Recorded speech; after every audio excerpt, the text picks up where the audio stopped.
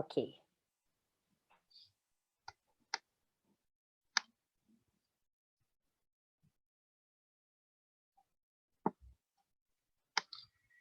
Boa tarde a todos.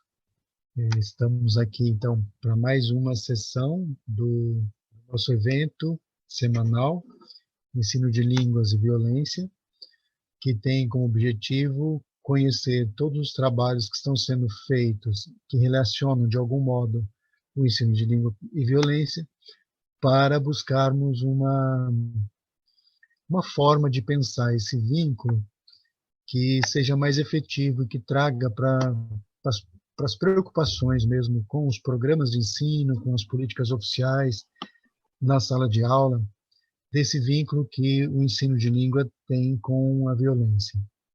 Nós vivemos um mundo muito violento, um país muito violento, com índices muito altos, e como professores de línguas nós buscamos compreender que papel nós podemos ter para amenizar isso de dentro da nossa área. Esse é o nosso objetivo.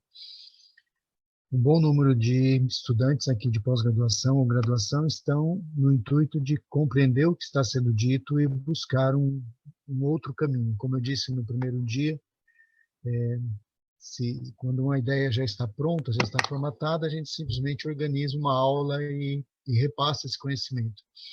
Aqui nós estamos entendendo que as relações entre o ensino de línguas e violência ainda não é algo estabilizado, é alguma coisa que a gente está buscando, que a gente está tentando entender, a gente está tentando delinear praticamente um problema de pesquisa aqui. Então, esse é o nosso objetivo. Nós temos hoje mais apresentações, deixo que as próprias pessoas que vão falar também se apresentem, contem um pouco de si, do seu interesse pela área e de sua trajetória. Muito obrigado a todos por terem vindo e vamos continuar firme nessa direção. Quem está apresentando, não esqueça que a gente tem o plano de publicar o livro, né? E já vai preparando o texto. Quanto antes o texto chegar para mim e para a Viviane, melhor, porque assim a gente vai tendo tempo de ler, de discutir. O nosso objetivo é fazer com que o texto chegue à condição de publicação. Não vai ser uma leitura avaliativa, publica, não publica, mas vai ser uma construção mesmo desse trabalho. Então, por favor, lembre-se disso e, quando puderem, enviem o texto para nós. Então, vamos lá. É a Amanda que vai começar? Isso. Então, boa tarde, pessoal. Eu sou a Amanda, eu sou doutoranda hoje no programa de pós-graduação em Estudos da Linguagem, na Universidade Federal de Catalão. Eu trabalho com espaços de conversação em língua inglesa e fui orientando durante o mestrado da professora Viviane, e agora estou no doutorado, como eu falei para vocês. Eu não sou uma pessoa muito formal, vocês vão ver isso ao longo da minha fala. Eu não uso muitos... Eu sou informal demais, às vezes. Então, eu vou continuar na informalidade e, caso vocês queiram comentar no chat ou até falar comigo enquanto eu estou apresentando, não tem problema para mim. Me apresentar, eu não sei se tem alguém aqui com algum tipo de... com algum tipo de dificuldade visual, alguma coisa. Então, eu estou numa sala, tem um quadro atrás de mim, eu estou com uma blusa preta, tenho cabelos curtos, eu quero que eles sejam cacheados, mas eles não estão no momento, e eu estou com um batom vermelho que eu uso de vez em quando, apenas quando as pessoas vão me ver. Então, eu não vou apresentar hoje, vou só falar. Então, para as pessoas que têm dificuldade de concentração como eu, às vezes só ouvir é mais interessante. Então, vamos lá. Com licença. Hoje eu venho falar com vocês sobre as minhas experiências como professora e aluna e com o mito do falante nativo. Na minha história, eu cruzo com o termo falante nativo pela primeira vez quando eu me inscrevo para estudar em uma escola de inglês, em que a grande chamada da escola era você vai aprender a falar inglês como um nativo.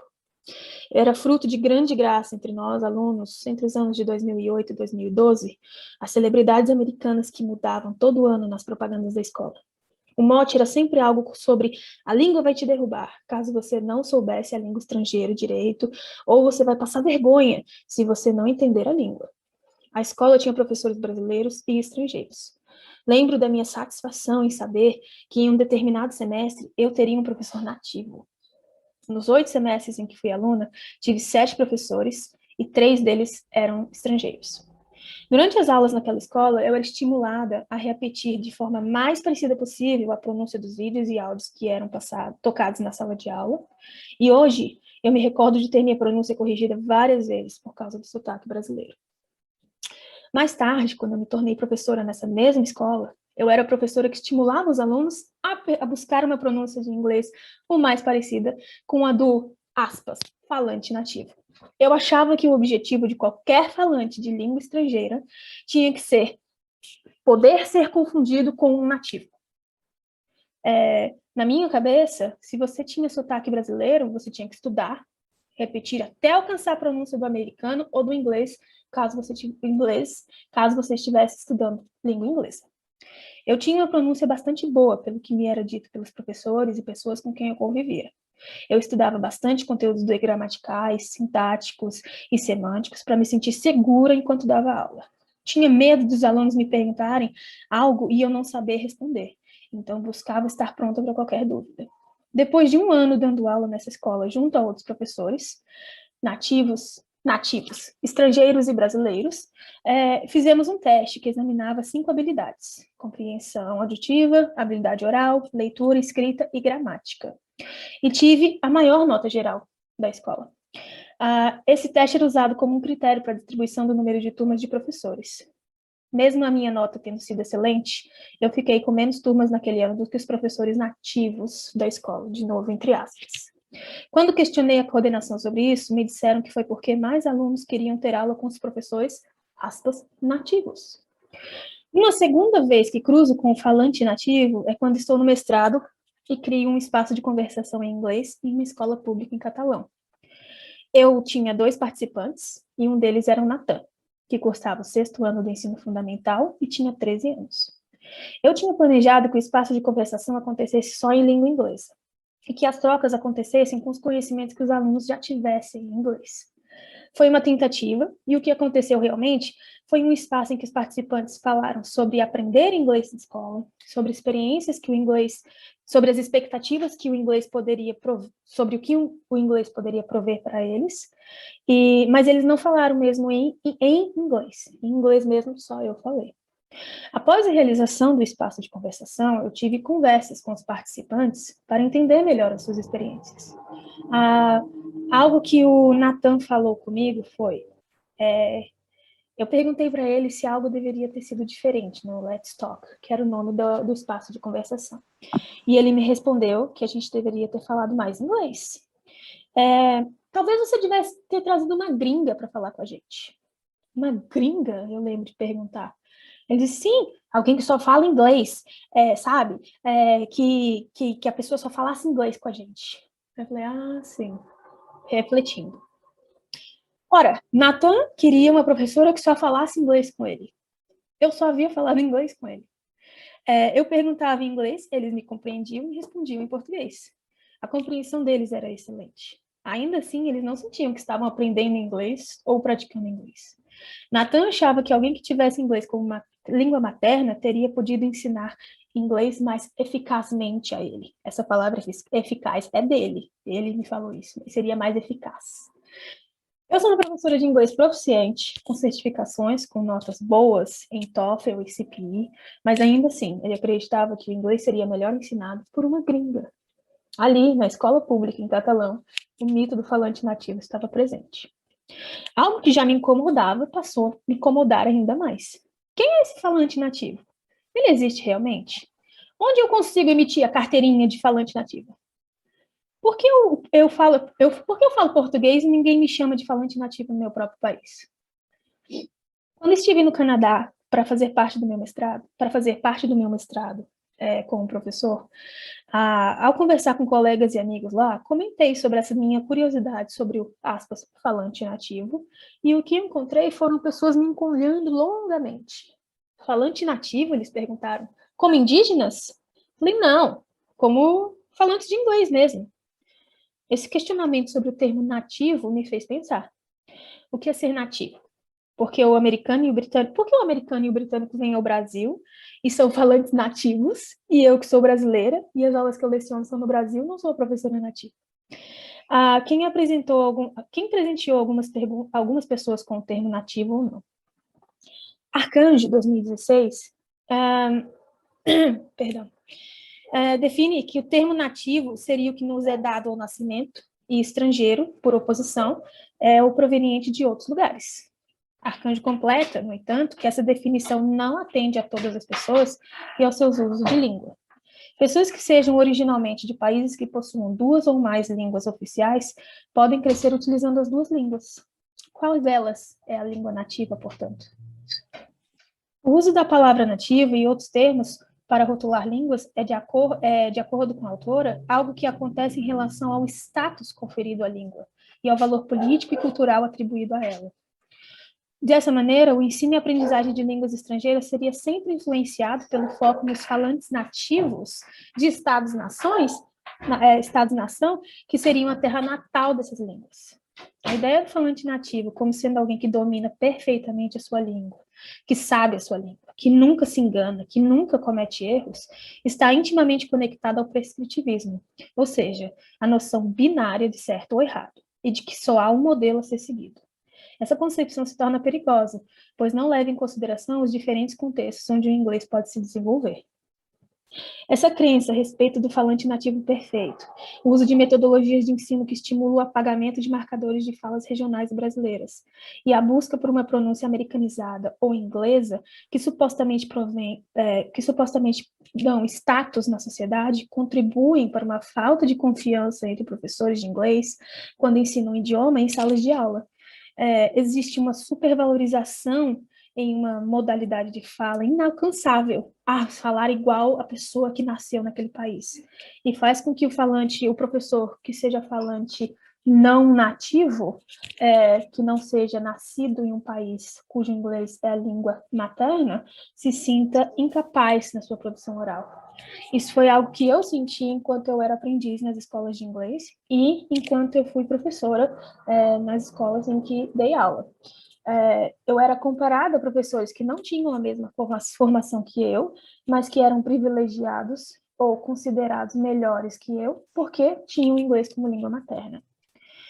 Eu penso que hoje a minha prática na escola deverá ser como uma professora que não encoraja o entendimento de inglês como sendo somente a língua do outro. Eu almejo ser uma professora que ensina os alunos que o inglês é uma língua que pode ser sabida por todos e que o local de nascimento de uma pessoa não é responsável pelo nível ou qualidade de inglês que ela poderá aprender e lecionar na sua vida. É necessário que apresentemos aos nossos alunos e o entendimento de que não existe um inglês único e que ninguém é dono ou dona do inglês. A certidão de nascimento de alguém não determina a sua capacidade linguística ou sua capacidade para comunicação. Nós, professores brasileiros, não devemos deixar com que ideias equivocadas de que o inglês ou qualquer outra língua pertença unicamente a um grupo e nos impeça de sermos professores excelentes em nossa prática e de que sermos valorizados. Não foi algo muito longo hoje, mas eu quis trazer essa minha experiência com o termo falante nativo, que eu sei que não é só minha, muita gente também já encontrou esse termo e, por vezes, se sentiu diminuído por ele. Obrigada.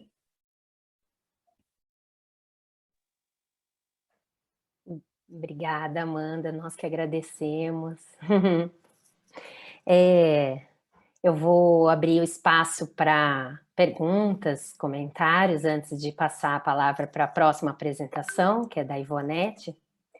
E eu queria comentar, né, algo que eu senti falta, né, na sua apresentação, provavelmente você tenha refletido sobre isso. Por um lado, essa fala do Natan de querer uma gringa, leva para um caminho que no Brasil há essa cobrança, né, e esse mito também de que o professor formado em letras não é proficiente, então ele não fala inglês em geral, e aí há essa cobrança por parte de vários pesquisadores, inclusive professores e famílias, né, de que tem que falar inglês na aula. Então, essa supervalorização do oral, e que também, quando algo não dá certo, então, ao ensino de inglês na escola pública, ele não funciona porque os professores não são proficientes. Então, leva para esse caminho de pensamento, e que a sua experiência nos mostra que não tem nada a ver, porque você é uma professora proficiente em inglês, mas mesmo assim, o espaço de conversação não aconteceu. Esse é um caminho, né? E esse você falou. O que você não falou, e o que eu pensei, é que o Natan está completamente certo. Por quê? Porque qual é o sentido de falar inglês entre brasileiros? Né? Isso é uma coisa que a gente vê nos corredores das universidades, né?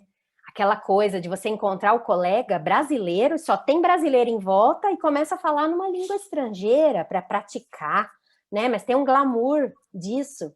E esse glamour eu acho bastante violento, porque no meu caso, pessoalmente, sempre me colocou assim em uma posição constrangedora. Eu não via sentido de falar inglês só com brasileiros. Então, isso refletia até na minha fluência. Porque se não faz sentido, a língua não vem, e porque, né, tem que fazer sentido para você colocar algo em prática. Então, era isso, Amanda. Eu só queria comentar que eu acho que você tem a intenção de publicar, colocar essa parte, né? Aí eu vou parar de falar. A Valesca escreveu aqui, me contemplou, acho que Valesca ia falar algo nesse sentido. Tá aberto agora, quem quiser fazer comentários, perguntas. Valdir levantou a mão?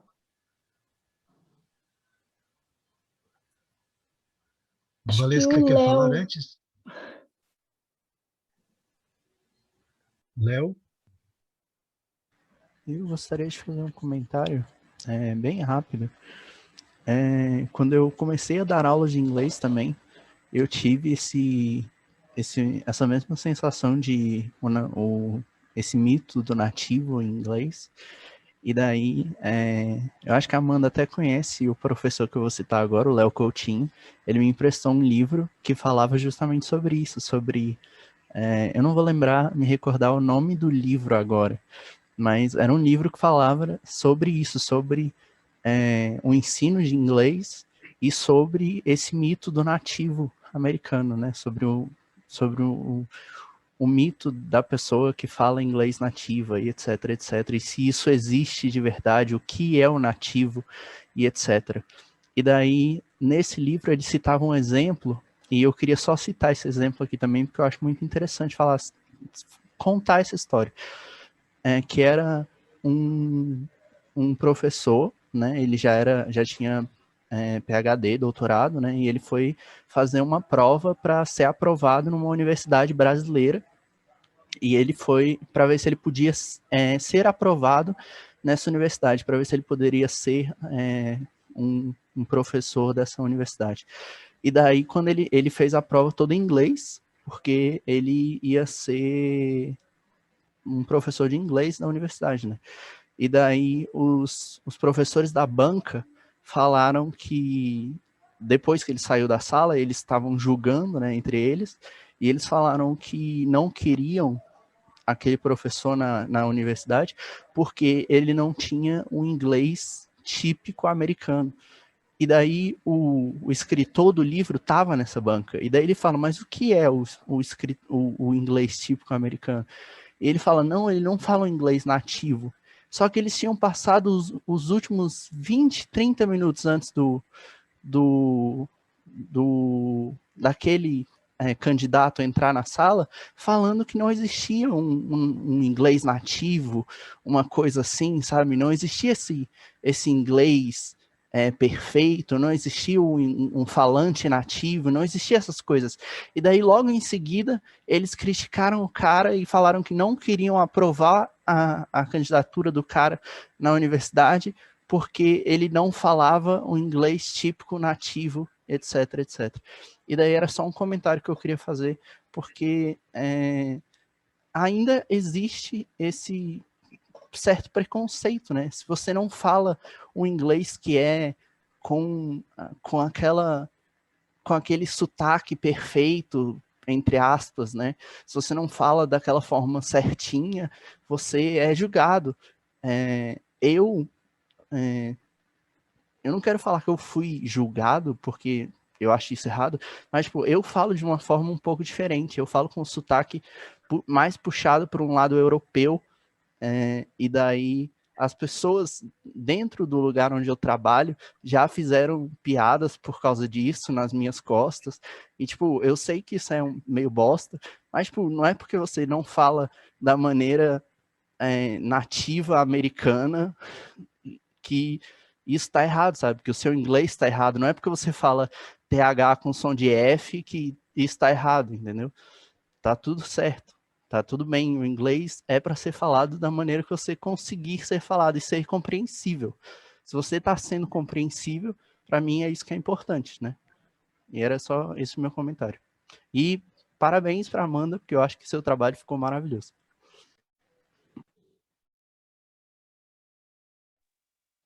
Gisele, acho que tinha se manifestado. Pessoal, um comentário muito breve, é porque nós vamos apresentar semana que vem, e a gente está terminando de organizar a fala, e tudo que você comentou agora, Amanda, me lembrou muito o que nós vamos tratar semana que vem, que tem a ver com o evento em si, né, que é maravilhoso, que eu acho que é a primeira vez que eu estou falando de um evento que a gente está falando de violência linguística, né, que a gente está discutindo sobre isso. E de tudo que você disse, Amanda, de quem pertence a essa língua, né? Quem que é o nativo, essa discussão toda, a Bell Hooks, ela tem um capítulo no livro, né? Educação Libertadora, que ela vai falar no capítulo 11. Oi? Que ela vai falar sobre o que é língua, né? E aí ela vai discutir isso, essa língua do opressor e quem está aprendendo essa língua, e é como a Vivi falou, né? Essa questão do sentido. Qual que é o sentido de aprender língua, né? Então, se a gente for considerar, a Valesca comentou aqui, também do negligenciar, né? Então, assim, a importância é fazer sentido. A partir do momento que faz sentido, Vivi, não é violento. Né? Então, se é um acordo entre todos ali, né? Vamos fazer essa comunidade agora imaginada, como a Valesca disse, né? Para a gente poder conversar, por que não conversar, né? Nesse idioma? Então, assim, não é para exibir um status no corredor da universidade, né? Ou para escrever seio na porta da loja, né? Porque, de fato, é um status, né? Então, a gente precisa entender em que grau essa violência chega quando a gente está falando de língua. Então, Amanda, quando você expôs, né, tudo bem, mas espera aí, eu tenho meu certificado de proficiência, né? Por que esse aluno ainda está insistindo que ele quer alguém que só fala inglês, se eu estou falando só inglês com ele aqui dentro desse espaço? E aí, Viviane, eu fico pensando no que você disse, como que esse processo de ensino de língua estrangeira dentro do Brasil, nesses espaços que nós ocupamos, é violento ao ponto da gente ter signs, né, ali o cartazinho com português e um corte dentro, que ele é proibido dentro do ambiente de sala de aula. Então, assim, obrigada, Amanda, você trouxe uma reflexão importantíssima, e não só da perspectiva de nós, professores, mas também dessa perspectiva desses alunos. O que o Natan está expondo aí é uma crença que ele aprendeu, né? Dentro da comunidade ali que ele frequenta, há essa crença, né? Que o português ele é proibido dentro do ambiente de sala de aula, que eu quero falar inglês, né? Só com quem fala inglês. Então, eu acho que a gente precisa estar muito consciente de todas essas problemáticas. Só isso, obrigada. Eu queria também colocar uma coisa para considerar, Amanda, que é na variação linguística. Eu dei aula ontem, uma aula que eu gosto muito de dar na turma de linguística daqui, sobre o fato de que a gente aceita muito pacificamente que língua portuguesa significa língua portuguesa e ponto, né? A gente não chega a explorar nos textos que a gente lê qual o significado de língua portuguesa ali naquele texto.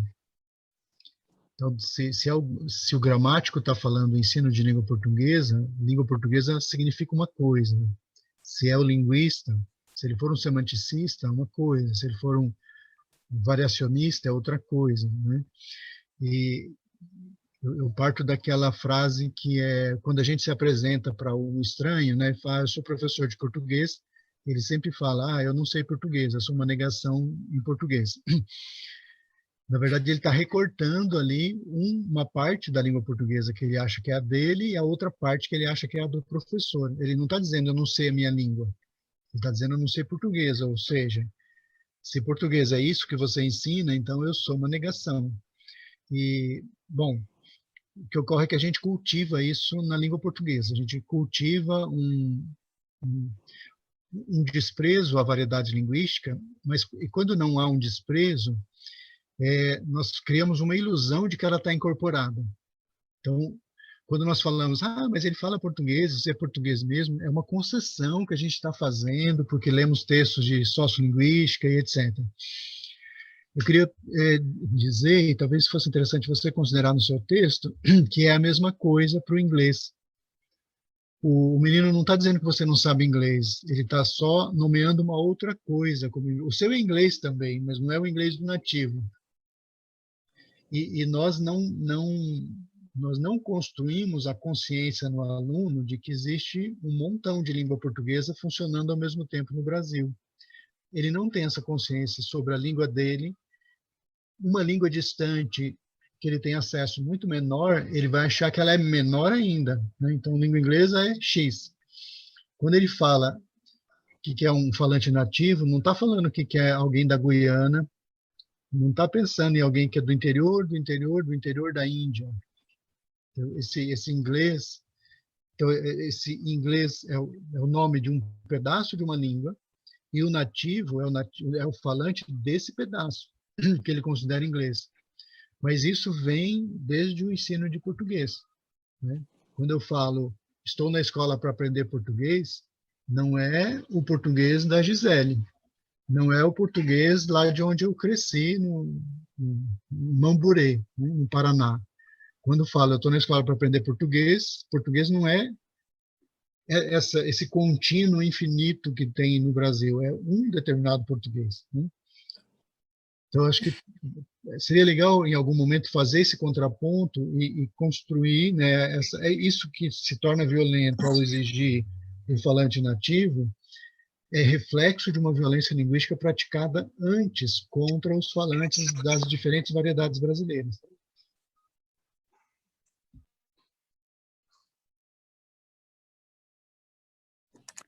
Também queria... eu não sei se eu atropelei alguém. Não, fui eu, Mayara, pode ir?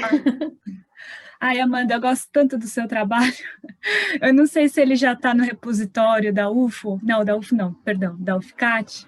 Mas eu quero muito ter em mãos, porque eu quero muito ler o seu trabalho, a sua dissertação. E aí uma coisa que eu fiquei pensando, eu já venho pensando nisso nos outros encontros, mas na sua apresentação em específico, eu fiquei pensando mais ainda, que é algo que não foi comentado, né, mas também talvez não tenha sido seu foco, que é a questão da capitalização, né? O quanto que é isso tudo, o mito nativo, do falante nativo, é capitalizado, ele serve, exatamente, e o quanto essa capitalização linguística, ela é violenta também. Então, na verdade, eu acompanhei a defesa, a construção do trabalho de uma amiga que ela se doutorou aqui na FCL, e a tese dela é justamente sobre capitalização linguística, a abordagem dela é discursiva, Foucaultiana e tudo mais, mas ela trabalha toda essa questão, então, com um slogan de escolas particulares, que é um fenômeno também muito brasileiro, né, essa questão de escola particular de língua estrangeira, quando a gente conversa com estrangeiros, de pessoas de fora, tem que explicar para esse estrangeiro o que é escola particular de línguas, que é uma coisa que não acontece em todo lugar, já é bastante brasileiro, e o quanto isso é capitalizado, e na verdade, assim, o quanto a capitalização, ela é opressora, ela é violenta, é um processo absolutamente violento, né? Porque coloca a língua como uma mercadoria, né? E aí, quais são as consequências disso? Porque se ela é uma mercadoria, então é feita para alguns terem e outros não terem. Então, beneficia aqueles que têm e aqueles que podem vender essa mercadoria, que é a língua nativa, né? Essa língua perfeita, essa língua gringa, essa língua do gringo, né? E aí eu fico pensando nisso, assim, a quem beneficia, né? A quem beneficia. E quanto que isso, quais são as implicações, quais são as consequências no espaço público? Então, na escola pública, o seu projeto foi dentro de uma escola pública. Quais são as consequências dessas ideias que nós também concordamos e reproduzimos do mito do falante nativo nesses espaços, como na educação pública? Quais são os efeitos disso? Fico pensando. Que aí nós também vamos ficar produzindo essa violência, né? Sim, nossa, muito obrigada a todo mundo pelas contribuições. É realmente algo que eu penso há alguns anos sobre, e cada vez que eu começo a me aprofundar, eu me sinto mais curiosa e mais violada, porque realmente é algo que vem da escola regular, da escola de idioma, do curso de letras, quando você também entra e às vezes, porque aquela pessoa pode estudar numa escola particular de línguas, então ela vai ser um professor melhor e não tem nada a ver isso. São muitas as instâncias em que essa violência ocorre com o professor brasileiro de língua estrangeira, não somente do inglês, né? O meu foco foi no inglês, mas professores de espanhol, de qualquer outra língua também, que sofrem que passam por essas situações em que a sua capacidade é julgada em termos que não têm sentido para mim. Muito obrigada, gente.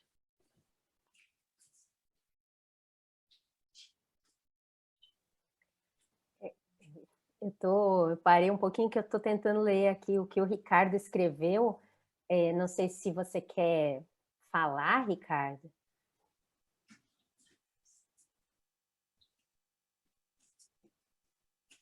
Acho que não, né? Deixa eu ver. Em 2019, tive algumas discussões com uma turma de ensino médio. Trabalhava com inglês com alunos do segundo ano, escola pública, IF. No meio do ano, recebemos um aluno da Groenlândia para um intercâmbio de 1 ano. O aluno falava inglês com tranquilidade e se mostrava arredio a aprender ou usar o português durante essa experiência. Como tem uma variedade de alunos, com mais ou com menos acesso, tento construir uma experiência de idioma com aulas alternando inglês e português para possibilitar o acesso. Com a chegada desse aluno, parte da turma começou a pedir aulas totalmente em inglês, mas os motivos incomodavam. Eles queriam que eu ministrasse a aula unicamente para o estrangeiro, e para ele o conteúdo era desinteressante, ignorando e excluindo o restante da turma. Então, pensar nesse mito do falante nativo me chamou a atenção e provocou a repensar alguns detalhes da experiência que tive. É que o chat subiu assim, eu perdi onde eu estava lendo. Ricardo falou isso é outra coisa que acontece frequentemente e tem total ligação com isso que a gente está discutindo aqui, que a Gisele falou, né, do colonialismo, né, do imperialismo, do que tudo que é de fora, né, é melhor, é superior, e o brasileiro, geralmente, a gente tem uma postura de submissão em vez de subversão, né, isso reflete na língua. Muitas vezes isso acontece, né, de ter 50 brasileiros, tem um inglês, todo mundo fala inglês. Aí é algo para se refletir mesmo. Se alguém quiser tomar a fala aqui, ainda a gente tem tempo. Enquanto eu aguardo mais um pouquinho antes de passar para a Ivonete, agradecer novamente a apresentação da Amanda, e falar que a Daiane, você colocou, Daiane, acho que sim, né? A lista, lembro que colocou sim. Coloquei sim. Obrigada. O link para a lista de presença de quem tem interesse em certificado. E também para todos que, às vezes você não tem interesse em certificado, mas você falou, apareceu aqui, e isso vai ser transmitido pelo YouTube. A gente precisa de uma autorização que já está, eu acho que está, né, Daiane, na lista de presença, da autorização de imagem, que é atendendo a LG. Isso, tá sim. É uma lei nova aí.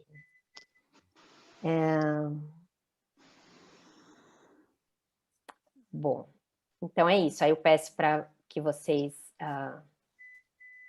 acessem o link, né, do Forms, e falar em Forms também é muito significativo aquela fala do Valdir, acho que no primeiro dia, ele falou assim, o aluno fala, o motoboy foi no shopping, mas ele acha estranho, né, ouvir nós vai na loja, né? Então isso diz muito também a questão do inglês na nossa vida. Então, acho que eu posso passar a fala para a nossa próxima palestrante, que é a Ivonete. Com você, Ivonete. Boa tarde a todos e a todas. Vou tentar projetar os slides. Vão me dando aí um feedback se está aparecendo ou não, tá?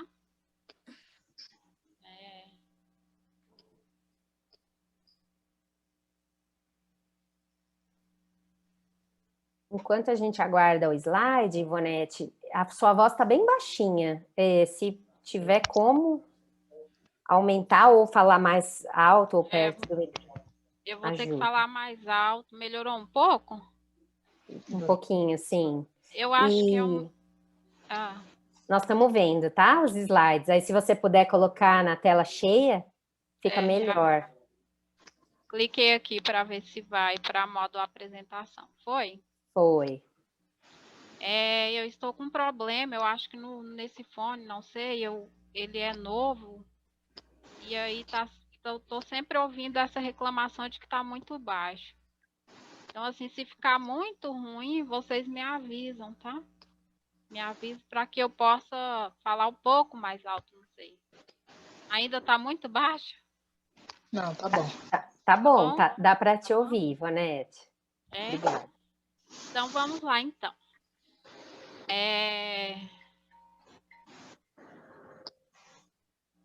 Meu nome é Ivonete, né? Deixa eu só minimizar aqui.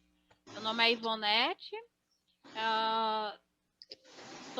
Tenho dupla titulação em Letras Português pela Universidade Federal de Goiás, Regional Catalão, e Universidade de Coimbra, Portugal. Sou mestre em Estudos da Linguagem pela Universidade Federal de Goiás, Regional Catalão, e doutoranda em Estudos da Linguagem pela Universidade Federal de Catalão, agora o UFCAT. Estou sob a orientação da professora Maria Helena de Paula, né? Sou também professora efetiva do município de Uberlândia e sou bolsista CAPES.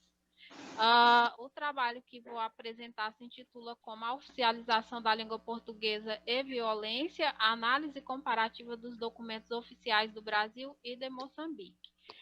Esta temática ela está agarrada à temática principal da minha tese, né, no caso da pesquisa de doutorado, que tem como foco principal as decisões, as determinações legais que atribuíram status de língua oficial à língua portuguesa, né? No caso, na lusofonia, especialmente no Brasil e em Portugal. Então, passo agora a apresentar e trago aqui algumas questões que julguei necessário antes de adentrar a leitura, a comparação aí de artigos, né, principalmente da Constituição dos dois países e de um outro documento que é chamado de diretório, né, ou decretos. Então, antes de qualquer coisa, é preciso pensar que a língua ela é fundamental, a língua é fundamental para o nosso desenvolvimento como um todo, né? Essa língua, ela está em nós e é por nós, ou seja, a língua não existe independente do ser humano, ela é no ser humano e é para o ser humano. A língua possui um caráter flexível, entre aspas. Esse caráter flexível aqui, de que eu falo, ele está relacionado à característica que a língua tem de pertencer a várias comunidades, né? Ou seja, eu posso ter uma língua que sobrevive em diferentes comunidades, em diferentes culturas, em diferentes sociedades. Então, eu julgo aqui que a língua ela tem esse caráter flexível, porque ela se deixa estar em ambientes, em culturas, em comunidades diferentes.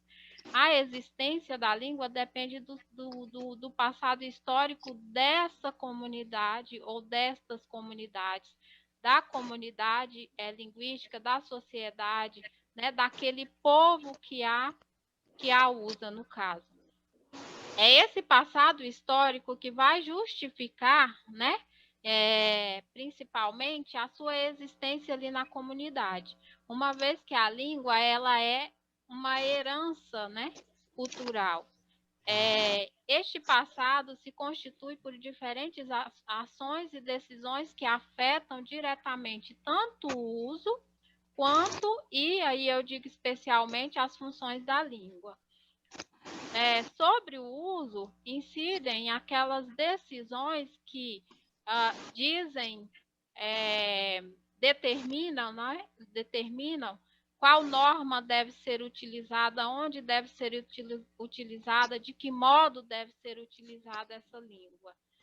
Em relação às funções da língua, aqui eu abordo, a gente, né, abrange principalmente as atribuições que são dadas à língua ou às línguas, no que diz respeito às nomeações dessas funções, né? Se é língua materna, se é língua oficial, se é língua segunda e etc. As decisões são da ordem do conflito e do âmbito da disputa.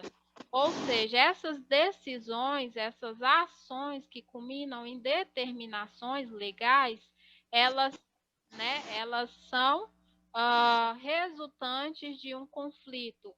Ou seja, para se decidir sobre uma determinada atribuição que é conferida a uma língua, existe por trás aí toda uma luta, toda uma disputa, todo um conflito, em que há um processo de inclusão, né? Vamos incluir determinada língua e vamos elegê-la como língua oficial, por exemplo. Nesse processo, há também a questão da exclusão. Ao passo que eu incluo ou que eu elejo determinada língua, eu estou deixando para trás outras línguas que, de fato, até pareciam ser mais importantes por serem principalmente as línguas nativas, né? Por já existirem no ambiente, no caso Brasil e Moçambique, antes mesmo da chegada da língua portuguesa. E aqui, mais especificamente, vou falar sobre a língua portuguesa, claro.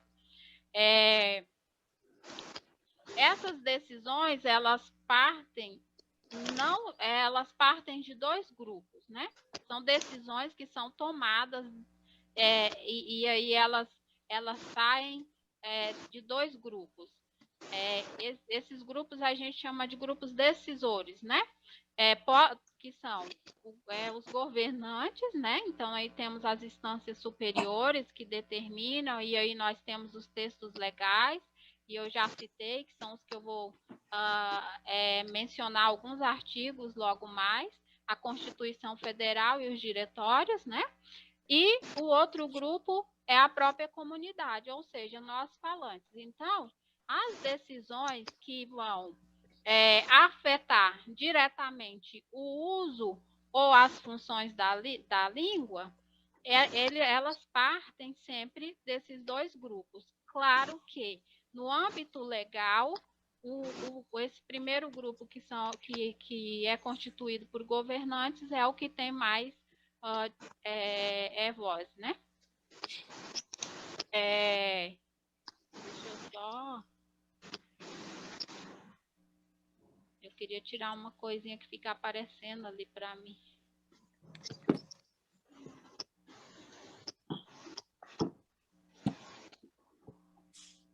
Aí. Voltou para vocês ou continua? Porque aqui para mim tinha saído. Agora não está apresentando sua tela. Não. Antes estava, aí quando você mexeu, parou. Eu acho que eu vou ter que voltar aqui. É porque...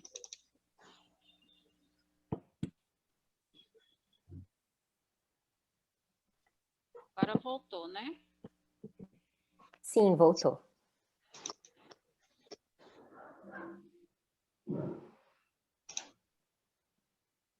Tá ótimo. Tá, então essas decisões, elas estão dentro do tema políticas linguísticas, ou seja, né, as políticas linguísticas, elas têm como foco as ações, as decisões e as determinações que dizem respeito tanto ao planejamento de corpos quanto ao planejamento de status. O planejamento de corpos, ele está agarrado à questão do uso, o que deve e o que não deve ser usado, isso no âmbito mais das decisões de instâncias superiores, e depois eu tenho, e também parte aí pela, né, é empreendido também por nós, comunidade. A comunidade em conjunto também decide o que deve e o que não deve ser usado na língua, né? E aí existem as cristalizações, existe aí uma força que não é individual, mas é em conjunto e acaba culminando num resultado que tanto pode ser positivo como negativo, tá? É preciso frisar isso. Então, essas decisões nem sempre são negativas e nem sempre elas são positivas. Elas passeiam aí por esses dois aspectos. E o planejamento de status está agarrado à questão das atribuições que são dadas à língua, né? As funções da língua, se é língua materna, se é língua oficial, assim como eu já disse. Só para contextualizar, eu trouxe aqui algumas datas importantes sobre a chegada da língua portuguesa, tanto no Brasil quanto em Moçambique. Então, no Brasil, a língua portuguesa ela chegou com o advento da colonização, né?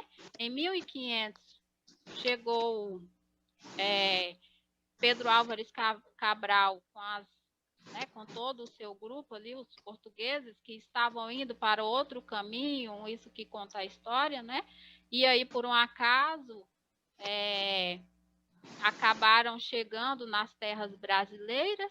Claro que a colonização e o processo colonizador, ele não se deu, não foi efetivo de início, porque estavam em terras estranhas, desconhecidas, então era preciso tentar estabelecer uma relação para depois criar-se um caminho para efetivar de fato os ideais da colonização, né? Que é a expansão territorial, a conquista e etc. Somente em 1532 é que a colonização, ela de fato é empreendida no Brasil, né? Em 1754, cria-se o Diretório dos Índios, ou seja, há aí uma elaboração, que é um texto legal, né?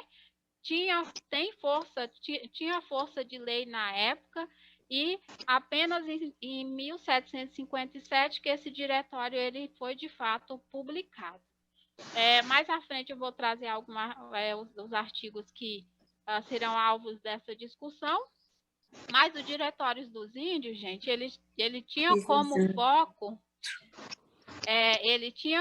foco a civilização do indígena, Ou seja, os portugueses achavam que os índios não eram, os indígenas, né, não eram civilizados. Então, para civilizá-los, eles precisavam passar por esse processo. Esse diretório é um documento legal que tem muitos artigos que tratam, sobretudo, de como os índios deveriam proceder para que fossem incluídos na sociedade portuguesa, né? Já que o Brasil estava sendo colonizado pelos portugueses. Em 1822, o Brasil torna-se independente e ainda assim continua em mãos de português, né? No caso, o rei Dom Pedro, que decidiu não voltar a Portugal e aí a independência ela sela uma ruptura entre uma ruptura aí na relação entre colônia e, no caso, Portugal, né, que era o comando maior, mas ainda assim continuava em mãos de português, né? Em 1824 surge a primeira Constituição, disse que é brasileira, porém, ao ler o texto, a gente percebe que é uma Constituição com a cara da Constituição portuguesa, que na época foi elaborada também. Então, essa Constituição ela tinha como principal foco, né, e a maioria dos seus artigos era em favor, né, em benefício da corte, no caso, da família real, né? E assim, entre 1824 e 1888, que aqui foi reelaborado a Constituição brasileira, e aí a gente tem esse texto vigente até hoje, claro, com algumas emendas e tal, mas entre 1824 e 1888, houveram outras constituições. Não priorizei aqui, por quê? E nem no meu trabalho lá do doutorado, porque a única constituição que faz menção ao uso da língua portuguesa como oficial é a de 88, né? Então, aí eu tenho 2 documentos na história que fala diretamente sobre o uso da língua portuguesa, que é o Diretório dos Índios e a Constituição de 1888, que está em vigência até hoje, né? Em 1889, temos então a proclamação da República, né, em que o Brasil sai de fato das mãos do governo português, digamos assim, né, do reinado, né, a queda aí do Império. Em Moçambique, a história ela não é diferente, porém com períodos diferentes, né? Em 1884, 85, ocorre a Conferência de Berlim, que é um acontecimento marco que dá o poder a Portugal, né, e a Espanha a dividirem o território africano ali, os países africanos, sobretudo Moçambique entrou aí nessa história. 1930 acontece de fato a colonização em Moçambique. 1954, assim como aqui no Brasil tivemos Diretório dos Índios, lá em Moçambique temos o Estatuto do Indigenato, que tem o mesmo foco, que é civilizar os nativos, né? Como se eles não tivessem como se eles não possuíssem identidades, e aí, para que fossem aceitos na civilização portuguesa, era preciso passar por um processo, né, de civilizatório. Em 1975, temos então a independência de Moçambique. 1990, temos aí a Constituição da República, que está em vigência até hoje. Passo agora a apresentar alguns artigos, né, sobretudo que de fato mencionam sobre o uso da língua portuguesa, e aí eu passo pela ordem de tempo mesmo, de cronológica, né? Primeiro eu vou falar sobre o Diretório dos Índios e sobre a Constituição do Brasil, depois sobre o Estatuto do Indigenato e a Constituição de Moçambique, e depois a gente faz uma comparação. Tá? O que eu trago aqui, pessoal, é uma proposta de reflexão sobre a questão da oficialização da língua portuguesa, tendo, né, aí por trás desse processo um ato violento.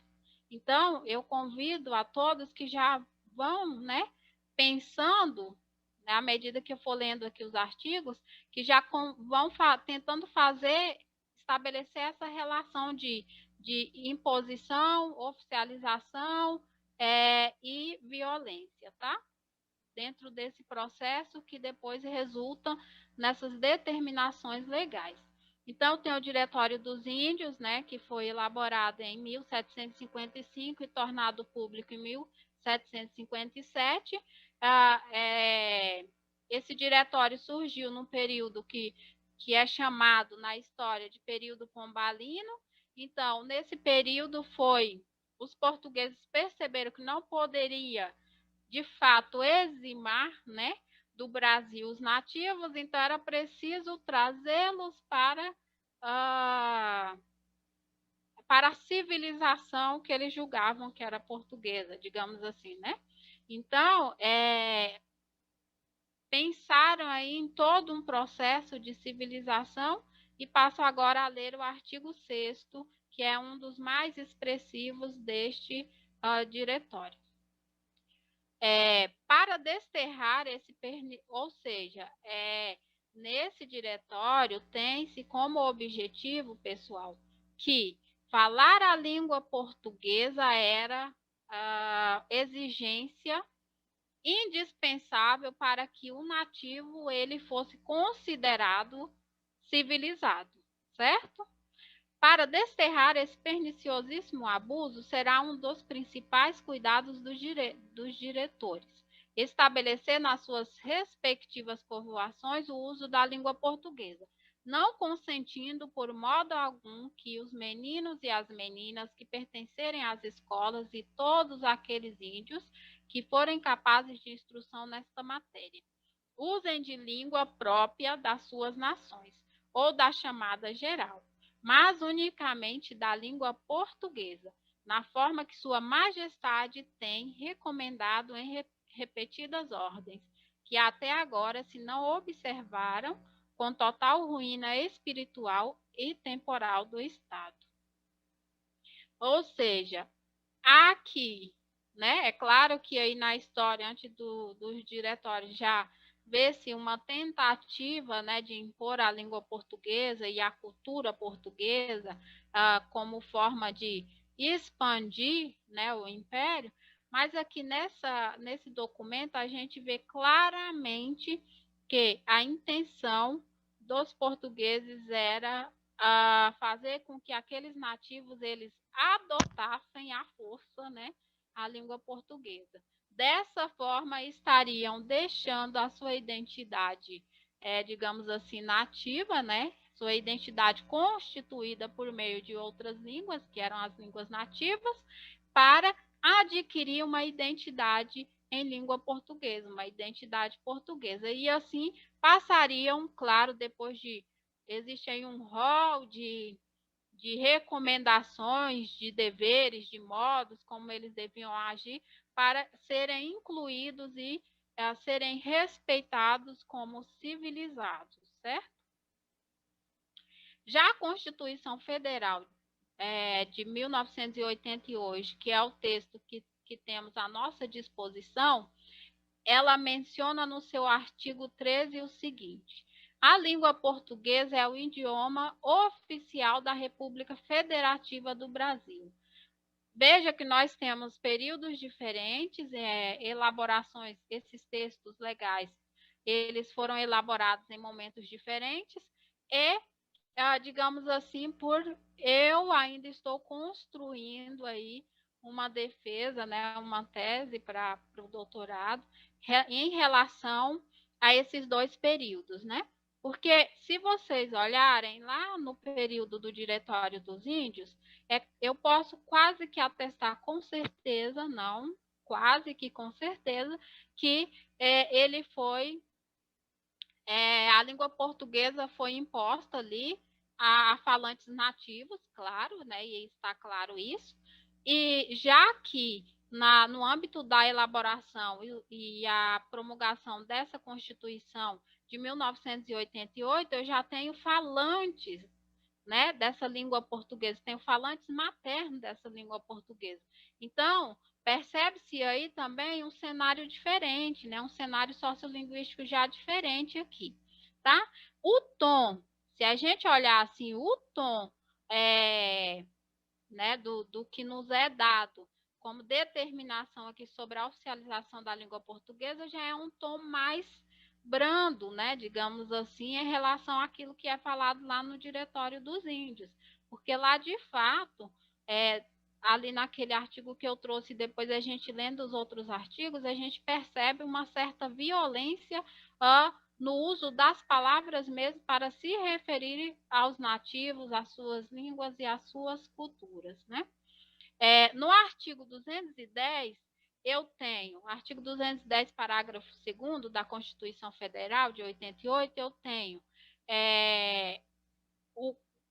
ela diz o seguinte: o ensino fundamental regular será ministrado em língua portuguesa, assegurada às comunidades indígenas também a utilização de suas línguas maternas e processos próprios de aprendizagem. Então, aqui eu já tenho uma leve consideração das línguas, as línguas maternas, né?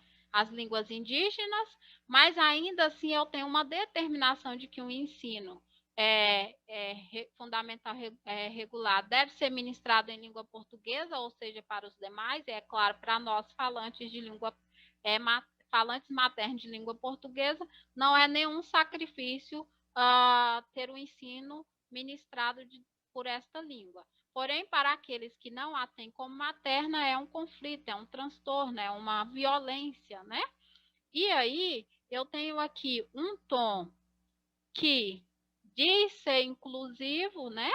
Porém, ao eleger uma língua como língua oficial, e aí abrindo uma margem para que os falantes de outras línguas, no caso os nativos, possam utilizá-las como processo, né, no processo de aprendizagem, eu percebo que ainda assim há uma hierarquia, porque não há aqui nenhuma menção de que esses falantes nativos, eles podem, por exemplo, se comunicarem através de um documento oficial nas suas línguas maternas, né? Ainda assim, no âmbito nacional, é preciso que se use a língua portuguesa. E aí eu repito, para nós falantes maternos de língua portuguesa, isso não é um sacrifício, mas para quem não tem a língua portuguesa como língua materna, é, sem sombra de dúvida, uma violência, né?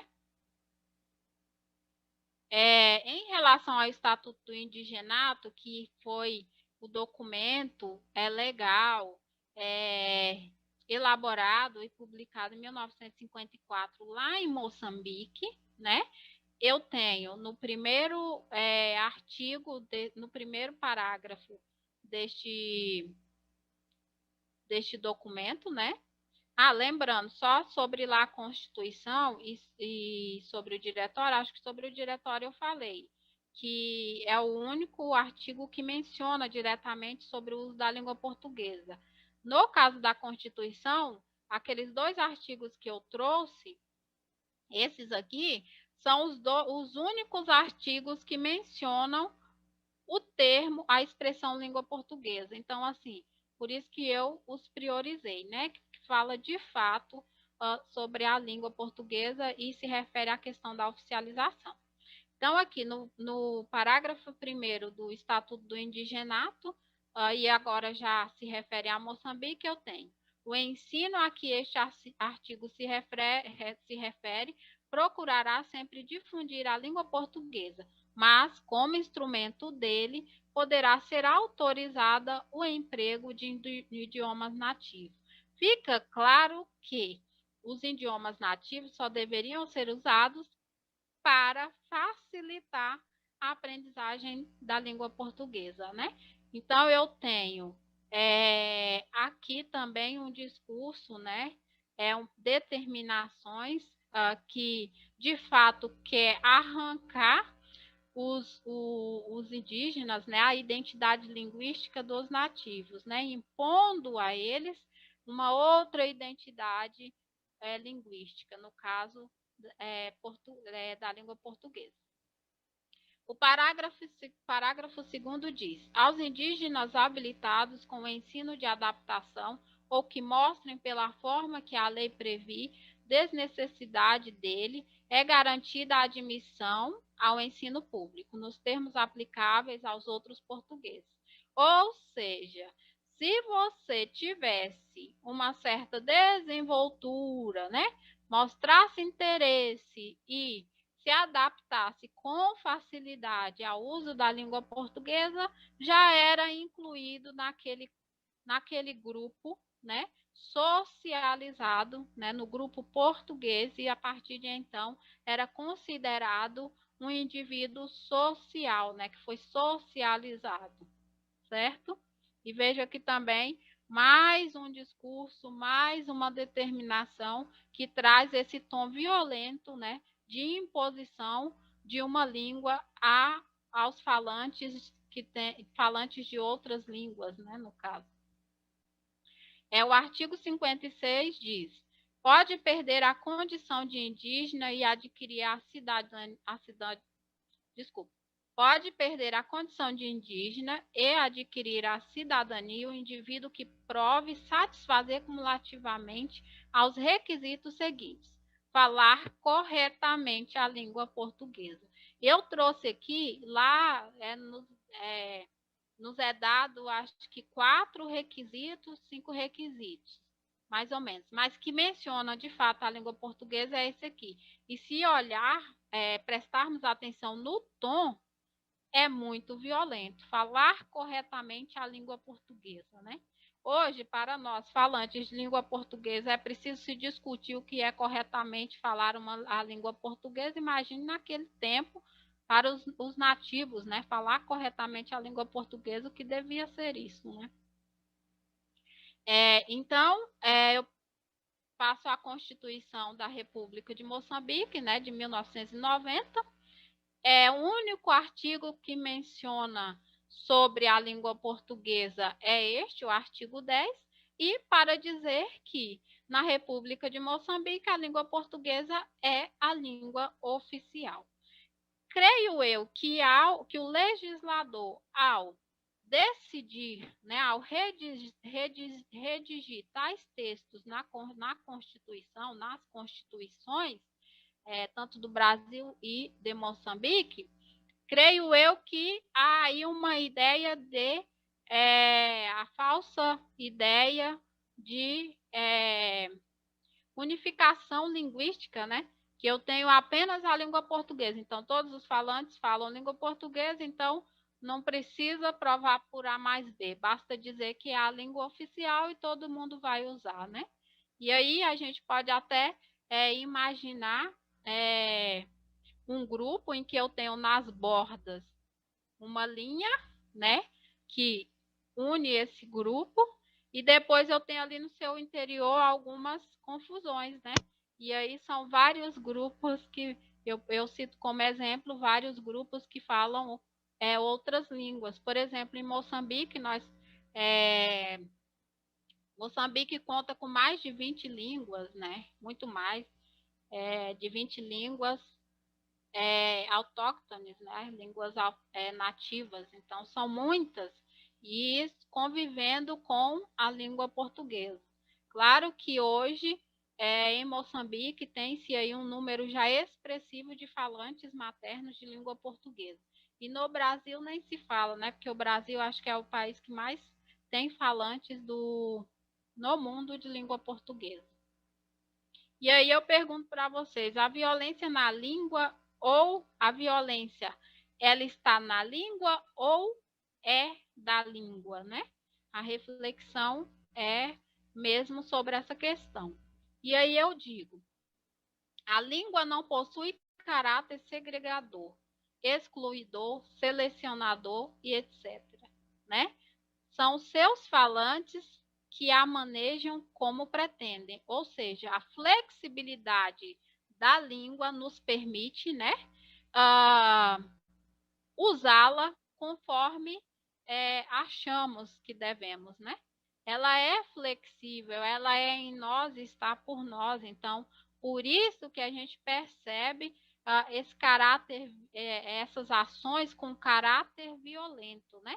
Porque eu costumo pensar que a língua, ela não é violenta, ela não possui um caráter violento. Somos nós os responsáveis por atribuir a ela essa característica ou não. Porque se a língua possuísse um caráter violento, ou se ela fosse segregadora, ou excluidora, ou seletiva, digamos assim, ela não estaria para todos, né? Veja que a língua portuguesa é falada em várias partes do mundo, então eu tenho variedades de uma mesma língua, né? Existindo aí em diferentes comunidades, em diferentes culturas, né?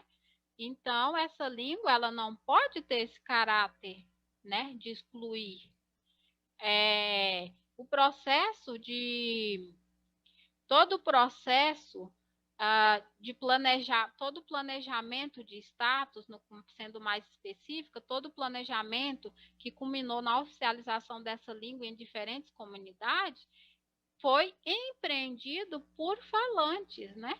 Por pessoas que tinham ideais X e se apossaram usaram, né? Utilizaram a língua para concretizar esses ideais.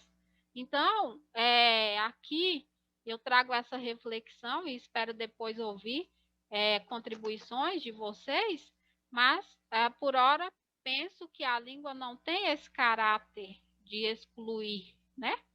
Porque se assim o fosse, ela talvez eu não falaria, não falasse língua portuguesa, vai que a língua, né, a própria língua portuguesa não me quisesse como falante dela, e não é bem assim, né? A língua não existe fora de nós, ela está em nós.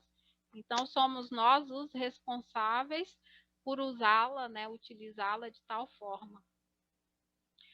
Já para terminar, né, já concluindo, então, podemos dizer que as decisões que afetam as funções da língua muitas vezes, uma ação violenta, né? É uma ação violenta, é uma ação sangrenta, né? Como foi o processo colonizador, né? Todo o processo de colonização, se a gente for olhar, segue mais ou menos o mesmo caminho. Depois tem aí algumas diferenças a depender do espaço onde isso ocorre, da história do local, etc., né? Dos ideais, mas no geral percorre o mesmo caminho. O caráter flexível da língua nos dá a possibilidade de usá-la para fins negativos ou positivos, né? Então, assim, não é a língua sozinha que chega e diz: você deve parar de falar sua língua materna porque agora sou eu a língua majoritária. Não. Então, existe aí por trás sempre conflitos, né? Existe aí por trás uma... como eu vou dizer? Existe aí por trás uma hierarquia, uma luta, e depois o resultado disso a gente vê nos textos legais, né? Como eu já mostrei. E também não precisa ser só textos formais, né, legais. Existem outros meios, como eu disse, nós falantes, a própria comunidade em geral, ela também decide sobre o uso da língua, ela também decide sobre a questão das funções, né? Embora as determinações legais elas sejam coercitivas, né? Eu não tenho o direito de decidir se eu uso ou não uso, né? Mas essa é uma discussão longa, né? E é por esse lado, mais ou menos. Então, as línguas suplantadas resultam de ações e decisões muitas vezes violentas, né? Vem reafirmar o que eu disse lá no início. Embora a língua portuguesa no Brasil e em Moçambique tenha raízes que remetem, né, à colonização, não reflete um caráter excluidor. Então, assim, não podemos dispensar, não podemos de forma alguma negar que a língua portuguesa ela chegou ao Brasil por mãos, né, pelos portugueses, pelos colonizadores, e que todo esse processo não foi bonito, não foi saudável, não foi harmônico, foi um processo sangrento, difícil, que eximiu aí muitos grupos, muitos nativos, né? Não só os nativos, depois os africanos também sofreram muito com a questão da escravidão e etc. e tal, mas a língua hoje falada nesses espaços, ela representa a cultura desses espaços, né? Então, assim, eu penso que a gente precisa ter muito cuidado ao tratar a língua portuguesa nesses espaços como uma língua meramente colonial, né?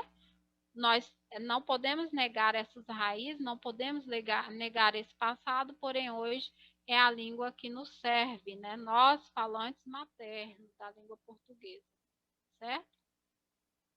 As políticas linguísticas empreendidas em prol da suplantação de uma determinada língua seguem quase sempre o mesmo caminho. Então, eu tenho aí decisões que vão, né, afetar diretamente o uso ou as funções da língua, e todo o processo que está por trás dessas decisões, ele é excluidor, né? Infelizmente, ele exclui para eleger ou para incluir uma determinada língua.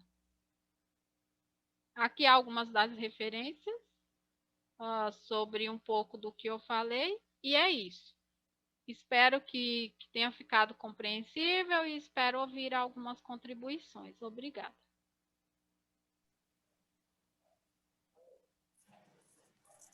Nós que agradecemos, Ivonete. Se você puder parar a sua apresentação, enquanto o pessoal se organiza. Estou tentando voltar aqui para... Tá, a gente aguarda. Eu acho que é aqui, calma. Tá aberto, então, pessoal, para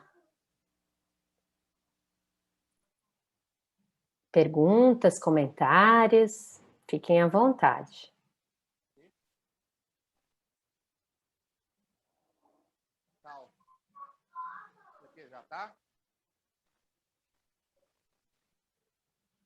Bianca, pode falar, Bianca.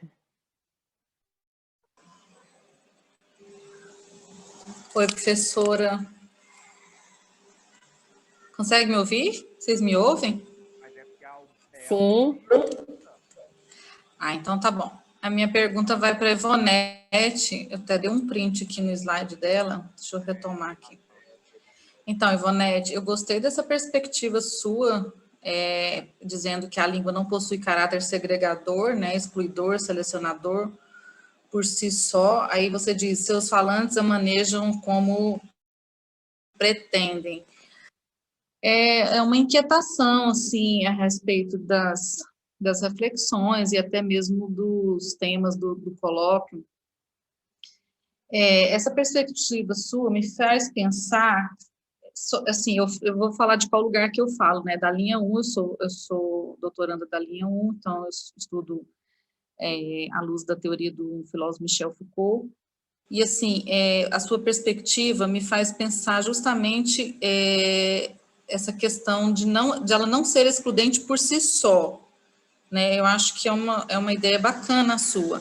Aí a minha pergunta para você é como analisar a pretensão, que você disse, a partir como eles pretendem, né? Porque na própria teoria, assim, pensada por Michel Foucault, a gente não pode se ater ao significado, né? Eu acho que, não sei se eu peguei errado a sua ideia, mas se a gente for o significado simplesmente, ele não quer dizer muita coisa, mas como a gente mobiliza isso nas relações. sobretudo, né, nas relações com as pessoas, institucionais e tudo mais. E assim, eu vou te dar um exemplo para elucidar mais o que sobre as minhas inquietações. Por exemplo, muito se discute hoje uma certa violência do ponto de vista simbólico, né, de um racismo simbólico, a expressão feito nas coxas. Então, trazendo isso para a sua proposta, pensando isso na sua proposta, como que poderia ser uma violência, uma expressão dessa, de alguém, dita por alguém que não conhece o teor ou a origem da palavra, de onde ela veio, né? Porque tem gente, simplesmente, a gente culturalmente vai reproduzindo isso, vai dizendo isso. E aí, aí eu penso assim, quando a gente vencer as discussões sobre o fazer nas coxas, né, sob a perspectiva de um simbolismo violento, histórico, cultural, a gente cai em outras expressões que, se pensadas isoladamente, elas são violentas, né?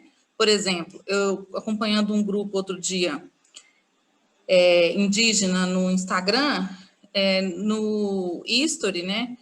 O nativo dizia assim, olha, a expressão entre a cruz e a espada diz respeito à nossa história. Eu falei, caramba, a gente fala isso o tempo todo. Estou entre a cruz e a espada, né? E aí, se eu disser isso numa fala de alguém que está discutindo isso no momento, pode considerar isso uma violência. Mas e quando eu dizia, sem conhecer esse dado, eu agia com violência? Então, não sei, a sua perspectiva me faz refletir isso sob um ponto de vista positivo, né? Porque pensar a língua isoladamente talvez não seja de um aspecto realmente violentador. Mas aí eu trago a sua própria reflexão para a gente pensar assim, é uma pergunta, como eu vou manejar a pretensão desse falante? Como que eu averiguo isso na prática? É minha pergunta para você, né? É isso, não sei se eu me expressei bem, mas a sua fala me trouxe essas possibilidades de refletir sobre isso. Agradeço pela pergunta, pelas as inquietações, Bianca. A minha intenção é sempre essa, sempre que eu falo, eu espero causar realmente inquietação, porque é uma inquietação que vive em mim também, e nós só vamos chegar a uma, eu não digo a uma, né, uma definição, a um conceito, a uma resposta determinada, digamos assim. Eu não acredito que a gente vá chegar, mas a gente vai conseguir justificar alguns pontos desses questionamentos que a gente tem. E é isso que eu pretendo com a minha tese, né? Chegar e apresentar algumas justificativas para esses questionamentos e não determinações. As suas considerações, elas são pertinentes. Quando eu coloquei isso ali, eu pensei também pelo lado aí dessa questão da linha da análise do discurso, né? Porque eu já li também algumas coisas aí. Então, eu pensei, tem a ver, né? Discorda, não discorda e tal. Mas dentro da perspectiva que eu abordo e que eu defendo, não há um caminho para se medir essa pretensão do falante. O que a gente tenta justificar, né, buscar caminhos para justificar, por exemplo, no caso daquilo que a Constituição diz e daquilo que os diretórios disseram, né? O que eu tenho ali são determinações que resultaram de imposições, né? E essas imposições foram o quê? Ações, né? Se a gente for pegar toda a história, que nosso tempo é curto. Mas se eu, por exemplo, for traçar aqui todo o processo histórico da colonização no Brasil, da colonização em Moçambique, a gente vai perceber que haviam ali ideais que foram concretizados ou não, né?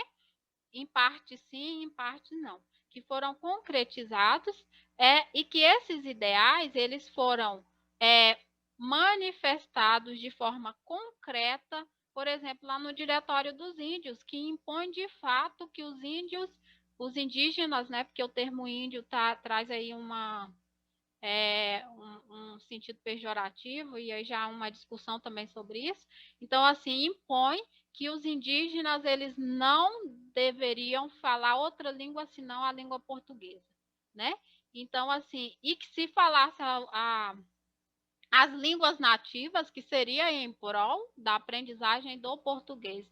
Então, o ideal principal da colonização, entre outros, era que fosse introduzido, né? Não só a cultura portuguesa, né? Mas também a língua, e a língua ela é tomada como caminho, né? Para essa conquista, né? Para a conquista territorial. Então, como que eu vou expandir a cultura de um povo em um território estranho, se não impondo mesmo, né? Aquilo que eu estou levando. Então, a pretensão aí, quando eu falo que a língua, né? No caso, os seus falantes a manejam, nós falantes utilizamos essa língua da forma que pretendemos, talvez para ficar mais fácil, não sei. Veja que nós, ao participar de diferentes situações no nosso cotidiano, estamos utilizando a língua da melhor forma que nos cabe, não é assim? Se eu vou fazer uma apresentação, então eu vou procurar mecanismos, né, se assim eu posso dizer, eu vou buscar o conhecimento que eu tenho da língua portuguesa, a minha língua materna, e vou tentar utilizá-la da melhor forma para atender aquela minha necessidade ali no momento. Se eu estou no momento descontraído com os meus amigos, né, obviamente eu vou usar eu vou interagir, né, por meio dessa língua, que é a minha língua materna, de uma outra forma. Não sei se está ficando claro, mas é bem por aí. Então, quando eu falo que a língua ela não possui esse caráter violento e que, né, somos nós que atribuímos essa característica à língua, porque ela está em nós e nós a utilizamos para empreender as relações sociais, né, que nos interessam, aí eu digo nesse sentido, né, que voltando aí à questão do assunto da apresentação, quando os portugueses, os colonizadores, decidem que a melhor forma de expandir a cultura, né, de crescer, né, criar uma sociedade, digamos assim, portuguesa, uma sociedade maior, né, neste território que nós chamamos de brasileiro, a melhor forma era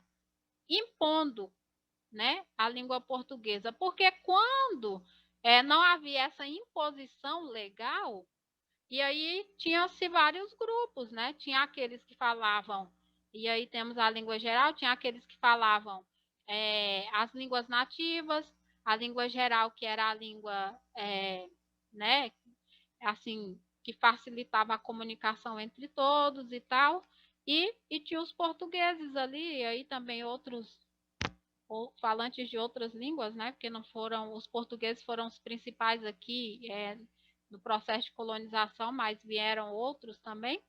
Então, a melhor forma, quando se quer fazer com que os indivíduos usem obrigatoriamente ou cumpram obrigatoriamente determinados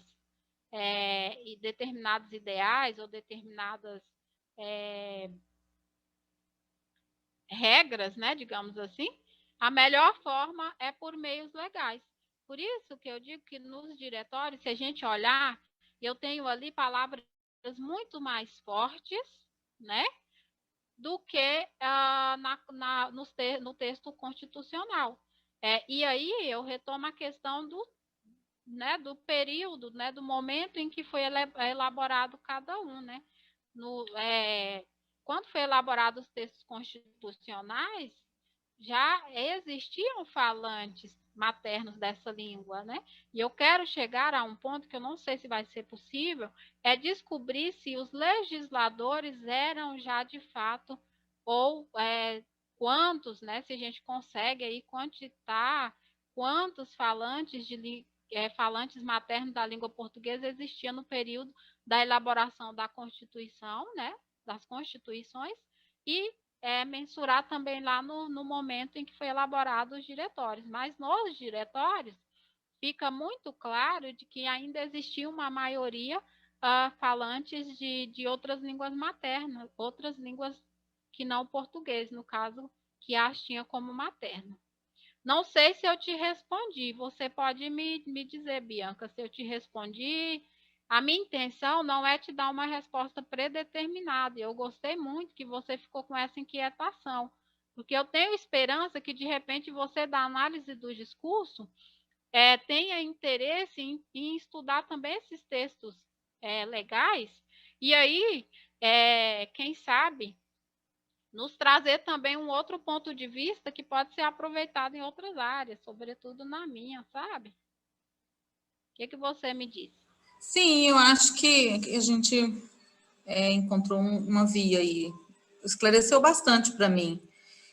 E aí eu até fiz uma pergunta no chat enquanto você explicava, não quis interromper, é que tem um texto do Michel Foucault, que é O Sujeito e o Poder, e ele diz que para a gente pensar o funcionamento, né? E eu acho que você abordou bem isso, até nessa questão que você diz aqui, no finalzinho da sua fala, né? Que a língua não possui esse caráter segregador, né? Por si só. Então, eu acho que é pensar o funcionamento, e o funcionamento, ele diz desse ideal de diminuir a liberdade, né? Porque no próprio texto lá do Sujeito e o Poder, no Michel Foucault, ele diz que a nossa liberdade, que há violência quando não há liberdade. A ideia é essa, não são exatamente as palavras dele, mas a ideia é essa, né? Então, eu acho que pensando o seu trabalho, assim, a sua explicação, se esses diretórios minaram a possibilidade de liberdade de as pessoas falarem livremente ou agirem livremente, então aí sim a gente pode pensar sob a perspectiva de uma violência, né? Eu acho que esclareceu bastante a sua explicação. Mas aí a sua inquietação, ela me trouxe, e é bom, assim, o diálogo, né, esse espaço que a gente está tendo, porque acho que está tudo interligado, né, as linhas, os campos do conhecimento, não tem nada... Bom, pelo menos é o que eu penso, né, enquanto ciência, e eu gosto de transitar, porque aí a gente vê esses olhares e explica o meu trabalho, e talvez, como você disse, a minha linha também pode ajudar a explicar o seu, mas é que o que ele traz de proposta, o teórico, é sob a perspectiva da relação. Então, quando nesses diretórios ele impõe, não é que a língua por si só é violenta, né? Eu acho que talvez seja isso que você quis dizer, né? Mas é o funcionamento dela nesses corpos dessas pessoas que vão recepcionar a obrigatoriedade do uso desses diretórios, do cumprimento dessas leis, dessas normativas, etc., né? Porque aí muda tudo, porque a partir do funcionamento do que se quer, onde se quer chegar, o que se quer obter, aí realmente muda tudo, né? Sim, é bem por aí. É claro que pelas áreas, né, por estarmos aí dentro de áreas um pouco que tem, como eu vou dizer, que tem aí a gente faz uso de palavras técnicas um pouco diferente, mas a intenção é mais ou menos por esse caminho mesmo. E essa questão da liberdade, ela é clara mesmo. Quando há uma determinação que impõe que você use a sua língua materna, há uma clareza aí de que há uma restrição da liberdade, né? Poxa vida, os portugueses chegaram aqui, existia já falantes nativos, né, já existiam pessoas aqui, e então agora querem que a gente deixe a nossa cultura, que a gente deixe as línguas para poder adotar a deles. Por quê, né? Para que fim, para que finalidade? Isso pensando com a cabeça desses grupos que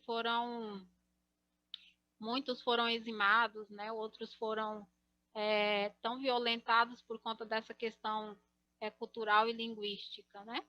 E eu vi que nós temos um perfil bem parecido, tá, Bianca? E eu sou uma pessoa que eu gosto muito de transitar por outras áreas, até mesmo para eu ter certeza daquilo que eu vou afirmar. Então, eu acho que uma pessoa ela não pode afirmar nada se ela não teve contato com outras discussões, com outras visões, e aí ela tem uma afirmação muito mais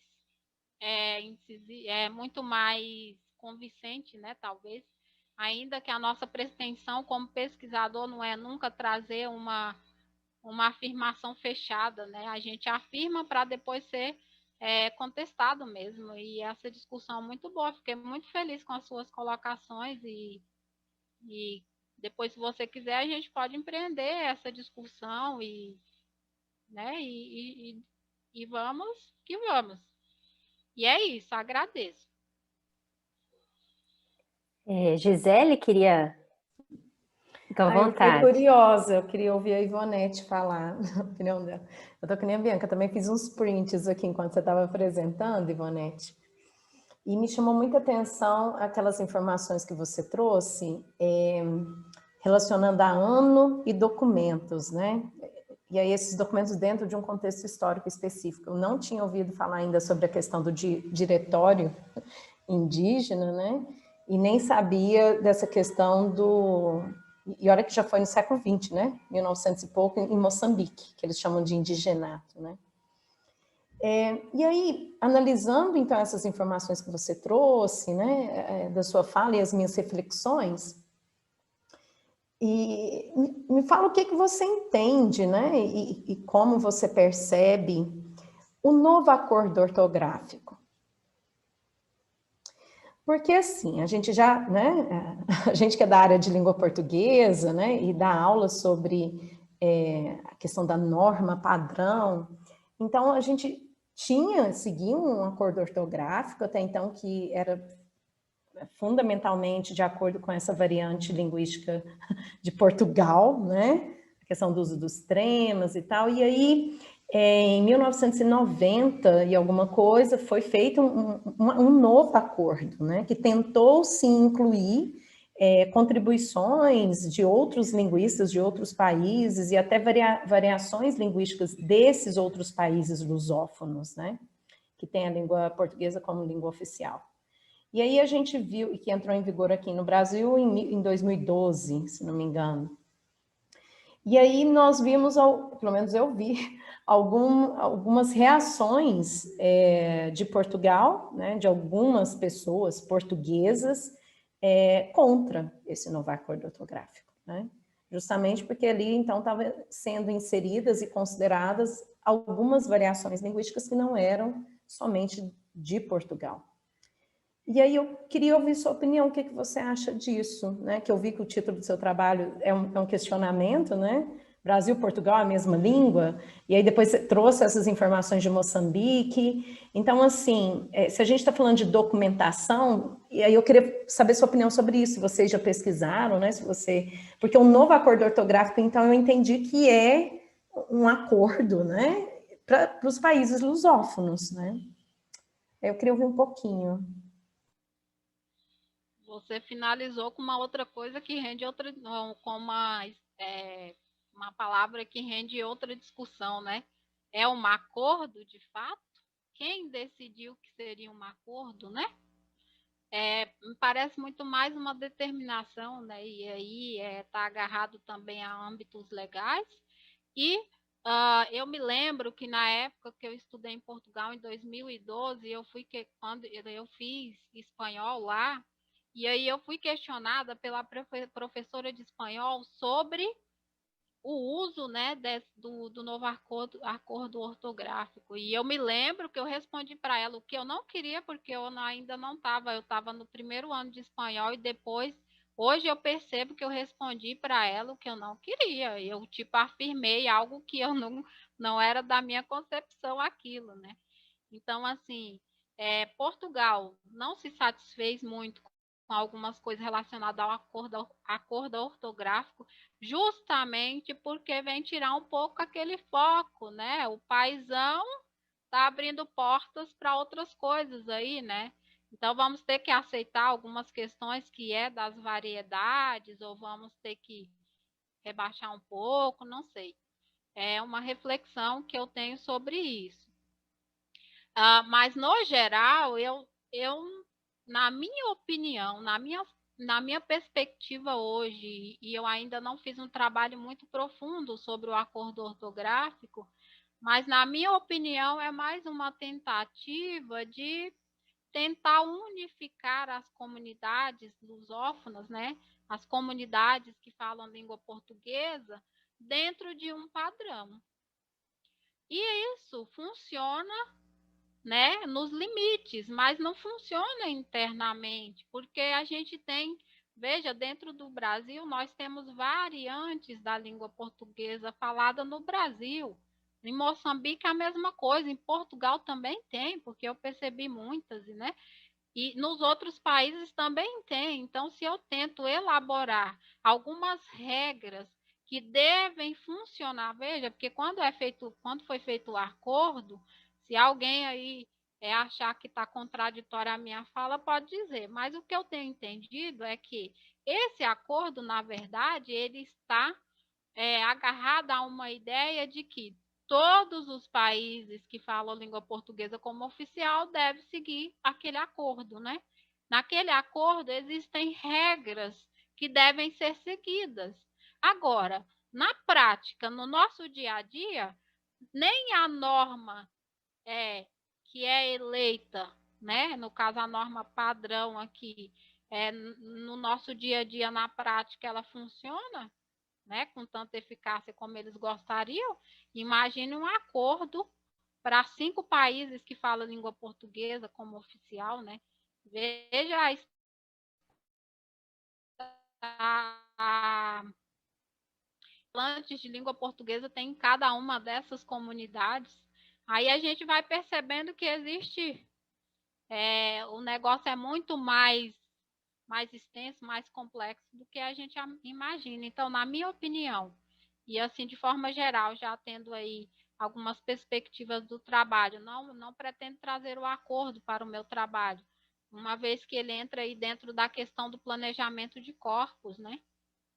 Pelo menos eu vejo assim, que é o que deve ser usado na língua e o que não deve ser usado. Mas dentro dessa perspectiva que você colocou, e aí falando na minha opinião, eu vejo sim o acordo ortográfico como algo que é impositivo, né?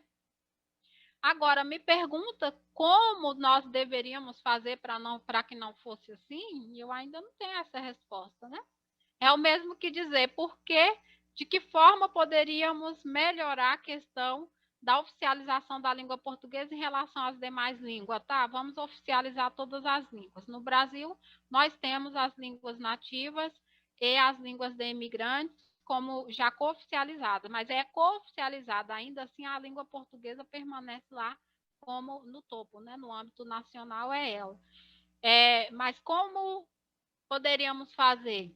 Vamos oficializar todas as línguas e poderíamos dar a liberdade aos falantes maternos dessas outras línguas para que pudesse se comunicar, principalmente no âmbito formal, aí, no âmbito mais, por exemplo, redigir textos oficiais e tal, nas suas próprias línguas. Então, o que eu teria que ter? Eu teria que ter profissionais capacitados em ambas as línguas para receber esses documentos, para receber essas pessoas que vêm de ambas as línguas, que têm ambas as línguas como materna. Eu acho que essa seria a única solução, a priori, assim, que eu tenho pensado, é isso. Espero ter ter respondido ou dado um caminho.